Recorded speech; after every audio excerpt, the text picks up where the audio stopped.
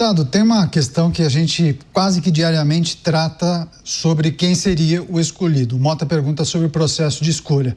Uma vez que os partidos que integram a chamada direita ou a centro-direita, talvez um grupo ampliado, escolhem uma pessoa como Tarcísio de Freitas, né, que vem sendo apontado como o favorito. Qual seria o seu posicionamento, o seu planejamento para 2026? Tentaria viabilizar sua candidatura? Apoiaria Tarcísio de Freitas se ele fosse o candidato? Olha, mais uma vez, né? Eu acho que tem muita água para passar embaixo dessa ponte, né? Onde estiver o Lula de um lado, certamente eu estarei do outro, mas eu não vou pontuar aqui as minhas diferenças com o Tarcísio e vamos esperar para ver o que vai acontecer. O próprio Tarcísio diz que ele é candidato à reeleição, né? Ele fez uma visita não faz muito tempo ao presidente Jair Bolsonaro, saiu de lá junto com o Flávio, inclusive, meu irmão, dizendo que ele seria candidato à reeleição a governador de São Paulo. Até porque, né, a reeleição dele é muito provável em São Paulo. Ele conseguiu se estabelecer ali e fazer, né, um governo, gerenciar um governo muito bom do ponto de vista econômico, em que pese eu tenha várias outras ressalvas sobre várias outras políticas. Então eu prefiro me esquivar dessa pergunta e esperar, né, a água passar embaixo da ponte, as coisas se fixarem para daí colocar o meu posicionamento. E a sua situação, deputado? Eu diria que haveria um outro candidato. Ok. Cristiano Beraldo, você. Deputado, toda a articulação para a eleição do presidente da Câmara e do Senado foi feita levando-se em consideração a votação da anistia, né? Os deputados e senadores, o senhor ainda na Câmara dos Deputados, tinham uma visão que era melhor não lançar um candidato próprio ligado ao bolsonarismo e apoiar tanto o Davi Alcolumbre no Senado quanto o Hugo Mota na Câmara. O que aconteceu depois? O que deu errado? Onde que esse plano falhou e por que até hoje não se votou a anistia? O seu raciocínio, prezado, não está 100% completo. Permita-me abrir um parênteses e colocar uma componente aqui. Haveria outra candidatura capaz de derrotar Davi Alcolumbre e Hugo Mota? Resposta: não. Infelizmente, a direita ela ainda não tem número suficiente para eleger com seus votos próprios o seu presidente na Câmara ou no Senado. Então, a escolha ali, ela passou por duas opções. Opção A: vamos apoiar um candidato que vai perder e não teremos nenhuma das comissões, porque nós estaremos fora do chamado blocão, seríamos os últimos a escolher as comissões, e então isso acabaria por perder, né? Nós perderíamos um instrumento dentro do Congresso Nacional. E por outro lado, a gente poderia sim, né, entrar no blocão, entregar os votos àqueles que todos sabem que já venceriam e assim conseguir as comissões. E nós optamos por este caminho.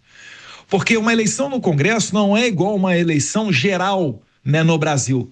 Uma coisa é eu lançar uma candidatura a uma grande prefeitura, a um governo de estado ou à presidência, onde eu vou ter um espaço, uma oportunidade para levar as minhas ideias, igual vários já fizeram, e sempre plantam a sementinha das suas teorias e as suas ideias, talvez para colher o fruto mais à frente.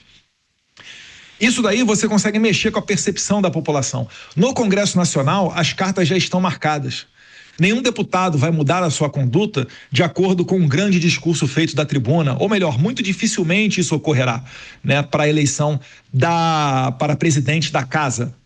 Então não valia a pena você marcar um posicionamento apoiando alguém mais à direita. E certamente, se fosse para apoiar, a gente lançaria alguém do PL, né, não de outros partidos. Mas dessa maneira eu finalizo ainda dizendo: a anistia era a vontade de Hugo Mota.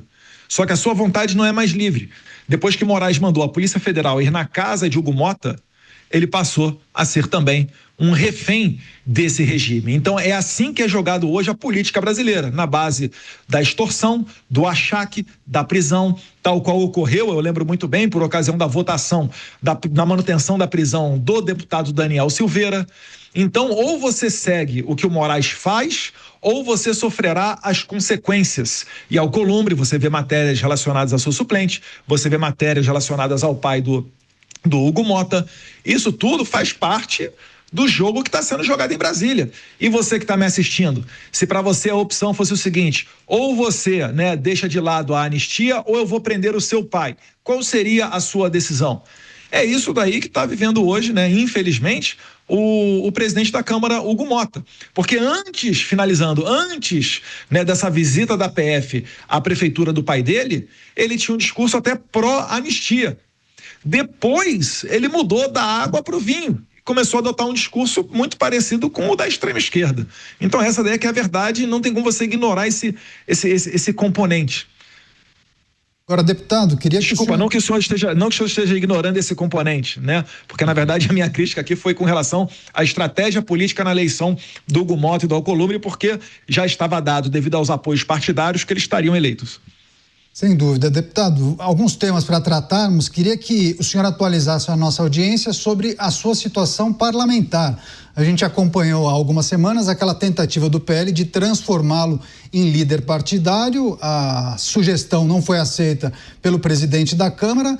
As faltas estão sendo contabilizadas. Enfim, qual é a estratégia? O que o senhor vislumbra para o seu mandato parlamentar? E também queria que adiantasse qual é o planejamento para as eleições de 26, quando olhamos para Eduardo Bolsonaro. Olha, se nós tivermos um Brasil livre, se nós aprovarmos a anistia, se nós conseguirmos ter, né, através de uma rescisão da decisão da primeira turma, né, um fato novo que leve a um julgamento da segunda turma e anular os processos contra o Jair Bolsonaro, sendo candidato a presidente, o natural é que eu venha a ser candidato, né, ao Senado por São Paulo. Esse daí seria o meu maior desejo, né? O meu desejo atual não é ser presidente da República. Então, esse é o cenário que eu considero ideal. No entanto, né, se isso não se configurar, a gente vai ter que ver como é que será o nosso posicionamento. Eu quero continuar acendendo aquela chama que foi iniciada pelo Jair Bolsonaro, para colocar o interesse popular acima de tudo, para que nós possamos conhecer como é que a banda toca em Brasília e assim podermos, né, nos organizar e programar os próximos passos políticos.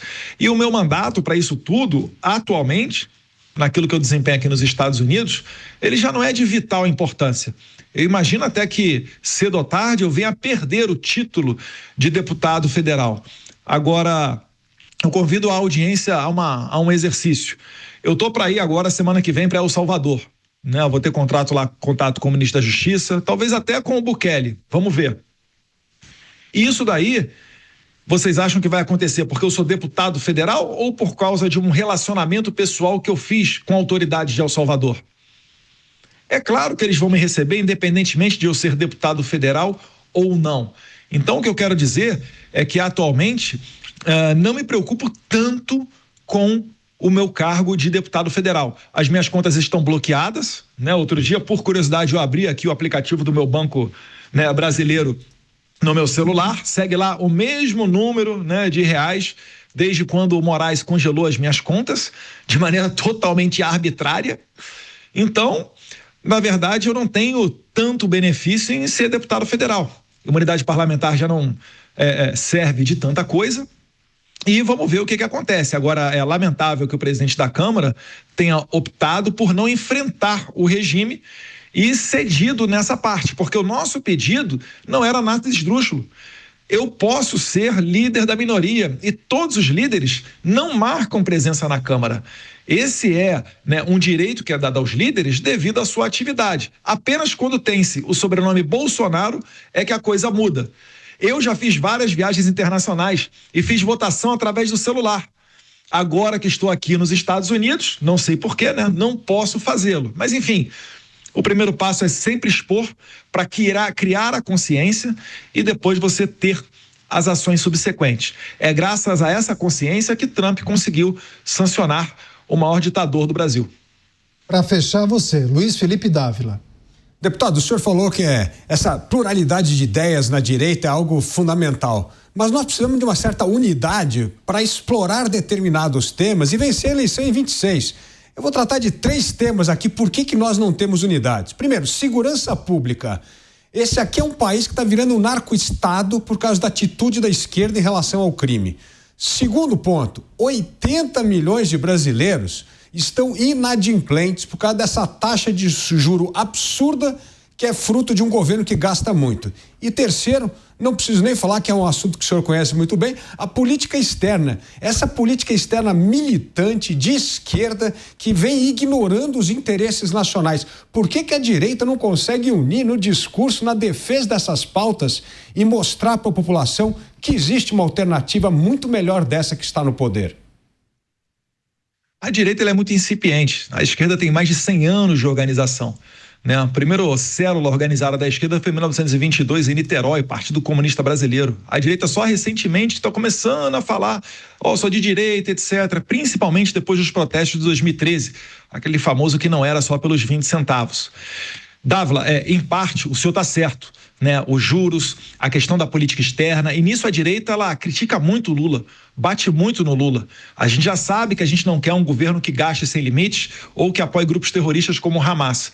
Na questão da criminalidade, a gente vai voltar a um problema que é muito, né, em parte por conta do STF, porque não são apenas decisões do Supremo. As decisões que vêm do STF, elas norteiam o resto das decisões de todos os tribunais do Brasil.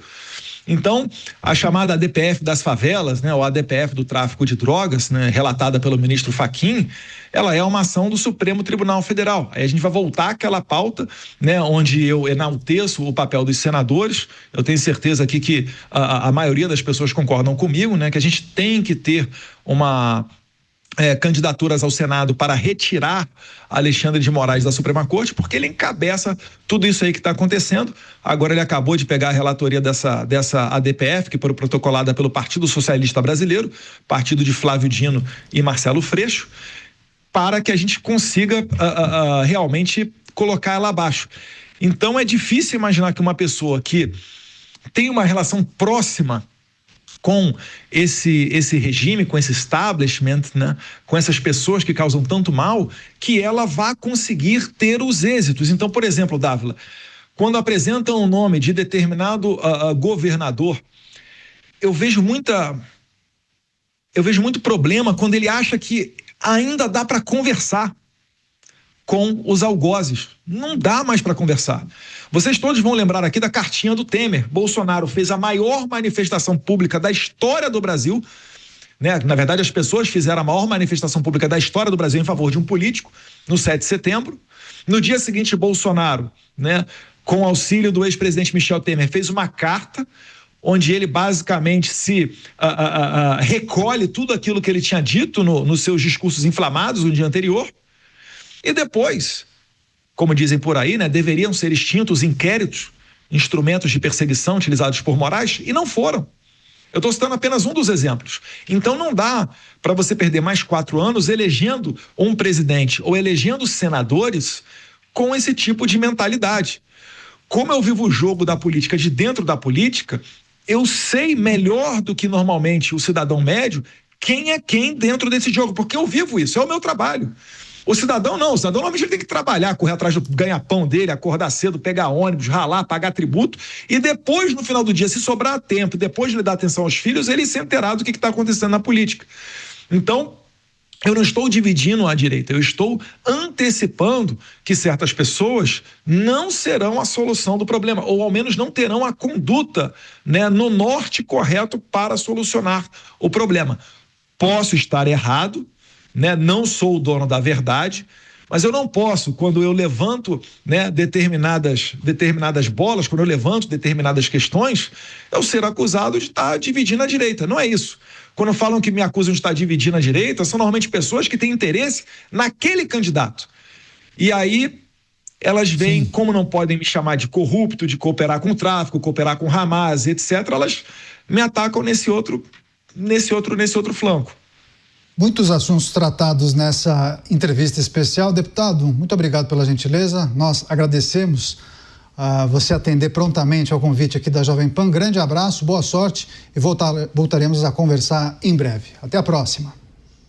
Eu agradeço a oportunidade, parabenizo a Jovem Pan por me dar esse espaço. Não é algo à toa, hoje em dia dá espaço para mim, mas eu ressalto que o futuro é incerto, né? Sendo Senado ou sendo presidente, eu faço aqui, né, um apelo para que o meu nome seja levado ao público, né, principalmente nas pesquisas de opinião para presidente da República, para que assim a gente consiga ter um norte mais exato para onde seguir. Muito obrigado a todos vocês, um abraço, fiquem com Deus. Nós agradecemos.